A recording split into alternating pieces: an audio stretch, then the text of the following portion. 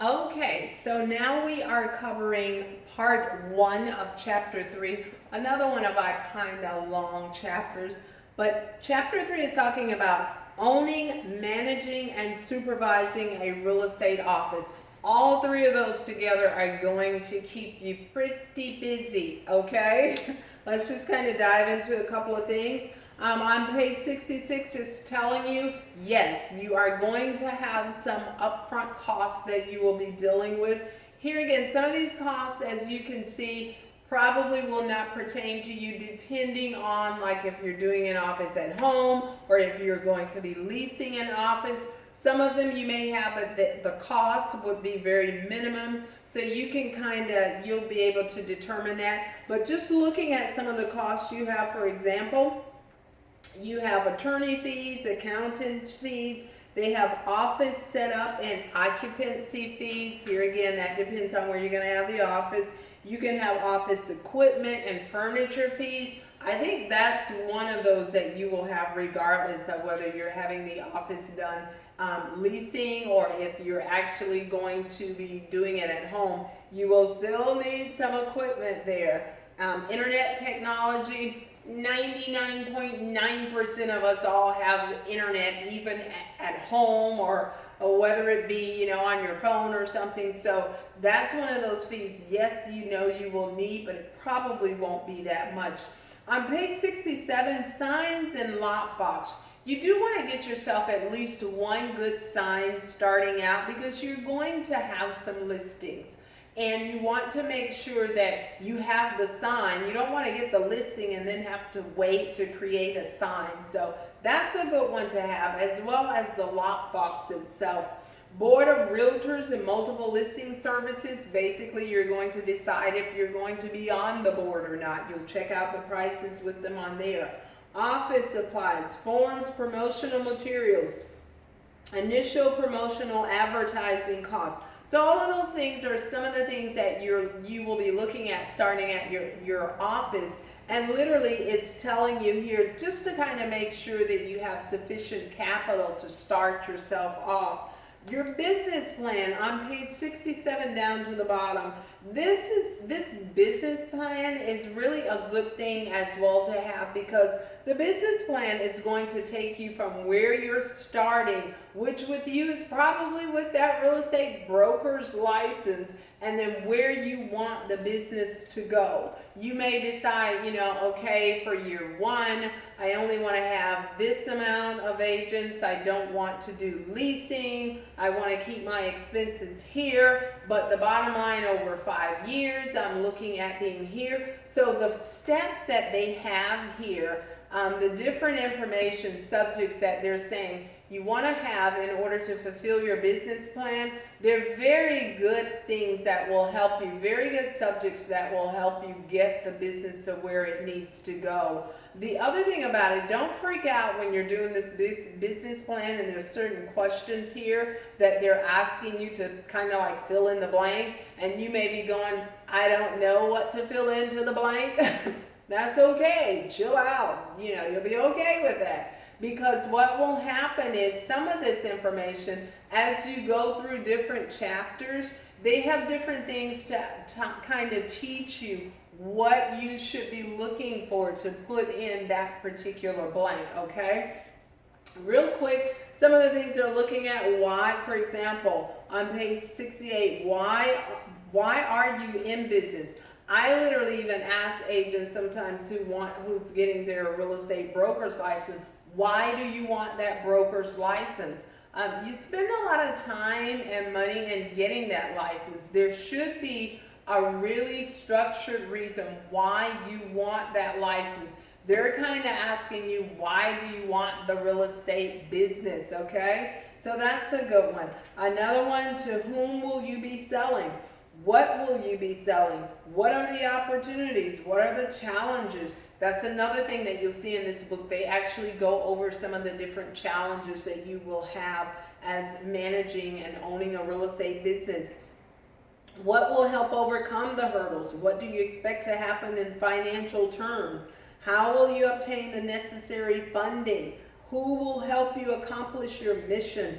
Where will you do business? That's another one that's good, because you may decide, okay, I'm going to start out in the Central Florida area, but I want to eventually cover, I don't know, all the way to the Tampa Bay area. So these are questions actually that will help you when you are creating that business plan to determine, where am I taking this business? Now look over on page 69, they talk about the executive summary of your business. You probably learned this in high school or maybe in college, but you know how we are at times when we don't use things often. Sometimes we can kind of let them kind of slip. So this is a good executive summary, some of the things that you're looking at for the purpose of your business. Flip on over to your page 70. It talks about market area and general marketing condition, specifically dealing with institutional advertisement. Institutional advertisement is when you are marketing now the company. That's what institutional marketing is. So you're not so much marketing the product as you are marketing your company. Sometimes you'll see some new real estate companies, they'll do like an open house night when they're new in the neighborhood, and they want all, everyone in the neighborhood, whether it's residential or commercial area around, they want them to know, hey, this is a new company in the neighborhood, okay? So your advertisement, your institutional marketing, that's advertising that company itself mainly. Another thing they're talking about here is knowing when you are in a buyer's market or when you are in a seller's market. That is very important, because that will help you determine as well how you're going to market yourself in those different situations. So in the different markets, you always want to keep up with what's going on economically wise in your business. Here again, that's regardless of what business you're in. You need to kind of keep yourself educated as far as what type of market we're in right now, what's going on with the situation. So that's what they're talking about there. Some other things, income sources. They're talking about what are your operating expense, your typical fixed expenses, or your variable expenses. You have a list of those things that will vary. You may have, they can vary from month to month. They can vary from quarter to quarter. This information here, again, it will be very good. You will see that information specifically when you're dealing with your business plan. Over on 71, some of the things that some other expenses, salaries and personnel costs, equipment rental and maintenance costs, furniture rental. Try to keep it as low as possible, guys, when you're doing this, and I'm sure that you will. Your E&O is insurance. It tells you regardless of how well a broker's trained and supervise the staff, mistakes will be made for which the broker may be financially responsible for. So your errors and omission insurance can protect the broker's firm from serious, even catastrophe losses, okay? That's one that you want to look into. Your association fees, that's joining the board. You'll find out what those fees are in the area. Your annual business taxes, formerly known as occupational license. It tells the person who engage in business, professionals, or occupation in Florida must pay a business tax every year, okay? So you have to get that little business tax and put it up on the wall somewhere. On page 72, there's some expenses that you have that may vary, such as your advertising. And they talk here more about institutional advertising. Here again, that's advertising the business. And then they talk about specific, which is product advertising. Now you're talking about advertising the product itself. We specialize in property management. We specialize in dealing with investors, okay? So that's what you're looking at there. They're talking about sales commission.